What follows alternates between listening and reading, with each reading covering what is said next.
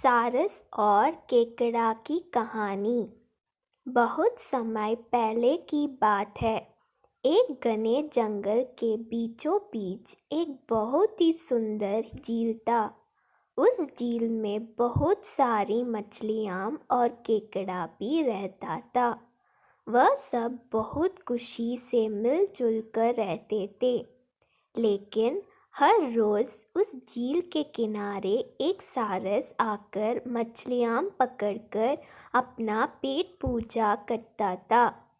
जब भी सारस झील किनारे आ पहुँचता, तब सारे मछलियों के बीच भागा दौड़ी शुरू हो जाता था। ऐसे दिन बीतता गया। धीरे धीरे सारस बूढ़ा और कमज़ोर होने लगा। पहले की तरह वह शिकार भी नहीं कर पा रहा था। सारस बहुत दुखी होकर झील किनारे बैठ गया। सारस का यह हाल देखकर झील की मछलियाँ बहुत खुश हुई। सारे मछली सारस के सामने तैरने लगे, पर सारस ने उन्हें कुछ नहीं किया, सिर्फ बैठा। सारस को ऐसे एक जगह बैठा हुआ देखकर केकड़ा सारस के पास आया और पूछा, भाई, 2-3 दिन से देख रहा हूँ तुम यहाँ चुपचाप बैठे हो, एक भी मछली नहीं पकड़, खाना भी नहीं खाया, क्या बात है? केकड़े की बात सुनकर सारस फूट फूट कर रोने लगा। सारस ने कहा, क्या बताइए दोस्त, मैं बहुत ही दुखी हूँ। कुछ दिन पहले एक ज्योतिषी ने मुझे एक बात बताया कि बहुत ही जल्दी यह झील सूखने वाला है। बिना पानी के तुम सब कैसे जी पाओगे? तुम सब मर जाओगे। तुम लोगों की मुझे बहुत चिंता हो रहा है, इसलिए मैंने खाना पीना छोड़ दिया। केकड़े ने कहा, क्या बोल रहे हो? यह तो बहुत गंभीर और चिंता की बात है, मुझे सबको बताना होगा।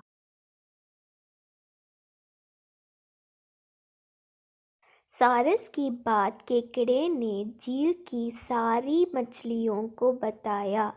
सारी मछलियाँ और केकड़ा मिलकर सारस के पास गए और बोला, क्या बोल रहे हो, झील सूख जाएगा? तब हम सब कहाँ जाएंगे, क्या करेंगे? कोई तो उपाय होगा ना बचने का। हम सब ने तुमको हमारा दुश्मन समझा, पर तुम तो हमारे दोस्त निकले। हम लोगों की चिंता के कारण तुमने खाना पीना छोड़ दिया। दोस्त, अब तुम ही कोई उपाय बताओ, सारस ने कहा। अच्छा लगा सुनकर कि तुम सब ने मुझे दोस्त माना है। एक उपाय है। कुछ ही दूर पर एक तालाब है। अगर तुम लोग चाहो तो मैं एक एक करके तुम लोगों को वहाँ छोड़ सकता हूँ। सारे मछली मान गए और कहा, ठीक है ठीक है। तालाब में पहुँचने के लिए अगले दिन से सारस एक एक मछली को अपने चोंच पर लेकर जाना शुरू।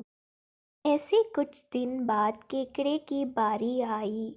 सारस केकड़े को लेकर रवाना हुआ। कुछ दूर जाने के बाद केकड़े ने सारस को पूछा, भाई, यह तालाब और कितना दूर है? केकड़े की बात सुनकर सारस हंसने लगा और कहने लगा, तालाब? कैसे तालाब? यहाँ कोई तालाब नहीं है।